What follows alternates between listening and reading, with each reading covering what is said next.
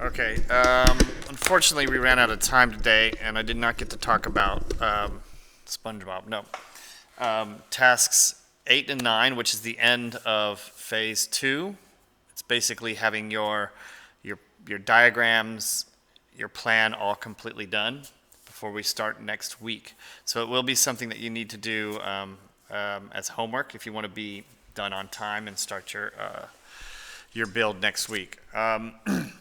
So just looking at the two tasks, task 8 is develop accurate and detailed planning diagrams, drawings, and outlines the requirements for creation.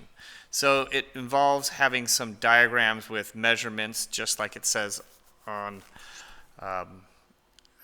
measurements, color, materials, tools that you might be using, different views of it, and then an outline of the manufacturer, which I've got up here, which is just a very bullet pointed list.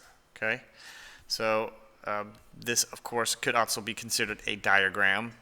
It's got the rastered mold and the vectored mold, so there's going to be some information here about the raster settings, the vector settings, what the line speed needs to, what the line thickness needs to be, materials. So I'm trying to put together kind of how this should kind of look. Because the task 8, which again, in past years, we've always done these separate. You've done a huge drawing with a bunch of stuff on it, and then you've done, and that finishes criterion B, and then we start criterion C, and then you're asked to construct a detailed and logical plan which describes the efficient use of time and resources sufficient for pairs to be able to follow. That is the level 7-8. Both of these are the level 7-8, okay? You can look on the rubric for the 3-4 and the 5-6 versions of these tasks. I've got them up here. They're on Classroom as well. You can see how it goes down. And each of the strands as you go into the 5-6 and the 3-4 and the 1-2. This, like this one, creates incomplete planning diagrams and drawings. All right, so to get back to what I'm thinking this could look like, on your task sheet, because I've been playing around with this a little bit, and this is a new format, so we're kind of open to interpretation. If you look, I've kind of combined task 8 and 9. All right, here I got my rendered version. I've got choosing a design. I'm going to go either create a paragraph or a video, but that's task 7. So I'm kind of thinking of combining task 8 and 9 and creating a plan that involves the diagrams that you need. So I've got kind of my main diagram, which has the measurements. I need to put another couple views on here, but I've got some of the information on here just about measurements. I'm going to add tools. I'm going to add the software I need, materials, machines. I'm going to have that outline, which is just a really simple, prepare files, laser cut files, pour pewter, etc. So I'm going to have that outline of the manufacturer. So what I think we normally would say is take that outline of manufacturer from the big diagram and make those into steps. So like I just said, here are my steps. Step 1 would be to prepare the sketch and scan it. Step 2 would prepare the Inkscape files and molds on Inkscape, get them ready for the laser cutter. Then step 3 would be bring it to the laser cutter and laser cutting the 2 molds, or the 3 molds in that case. Then I went to another page and said, well, once the pewter, it's down here. Sorry, I need to fix that on. It says step 4 is pouring the pewter. Step 5 would be finishing the pewter, maybe sanding it and polishing it or anything like that. Maybe clipping off some of the pewter that doesn't need to be there from the spew hole. Preparing and pouring the resin, and then creating the display. We'll talk a little bit more of the display a little bit later on. But so I've done the first one where I'm really talking about the details or the instructions for step 1. And then over here, I'm kind of talking about the tools or the resources that need to be used. The time that it should take. I shouldn't take more than 30 minutes to do this black line master that I've got here. And then I'm also going to point out what diagram is important in this step, if there is a diagram. So on this page, I've just kind of put some extra diagrams. Like here is my blackline sketch before I've scanned it in. So I've kind of pointed out to it. I also thought about maybe putting it here and just making each slide a step so that you could put the actual diagrams on each slide. It's up to you right now. As long as the information is there, that's fine.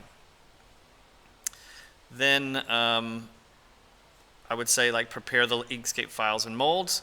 This would go to diagram number 2, where actually I'm showing you the mold, the vector mold. I've got some information about the raster settings, power settings, vector settings, and stuff on here.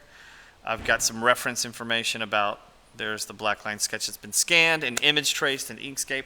So I've got some information on the diagram, and I just need to fill in kind of like the instructions here, like a little bit more of a descriptive instructions, some details, add in the tools, resources, the time, and then point out the diagram.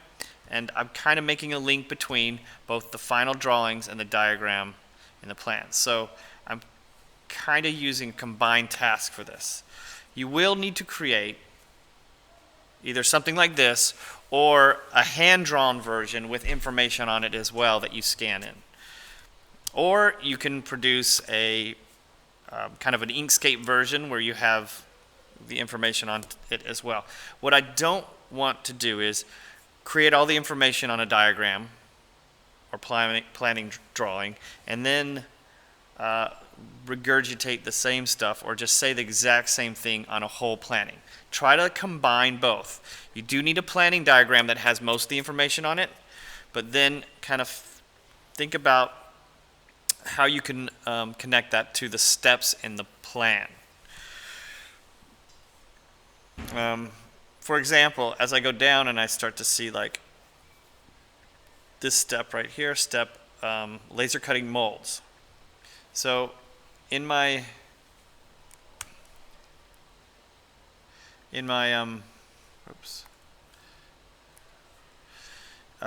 diagrams down here, I pulled some of these things just from my appendix. So during the research, you were supposed to, taking pictures is a good way of showing off how things are supposed to be. And what research you learned and ways that you recorded your information. You can take those and use those in your diagrams and in your plan as well.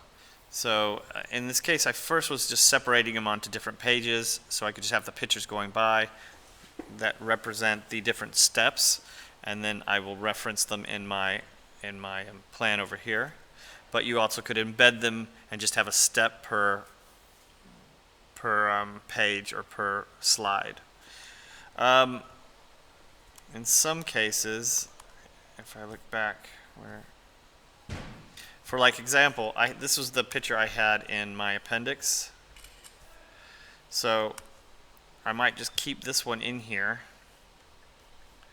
like this. Laser cutting molds, so that it can reference that step and what they were supposed to look like, so that if somebody was going to do this as an instructable or to follow your directions, they would be able to tell what's going on in each step.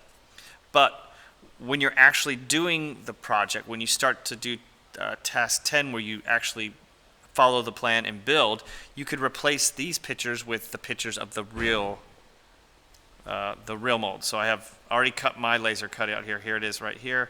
I could replace this one right here with this one, and that would be a better version to have in there.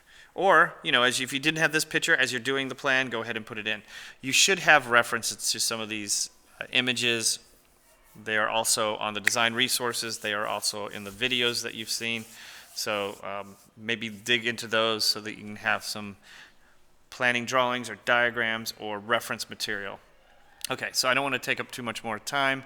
I will post this and be working on it over this week to kind of like flesh it out.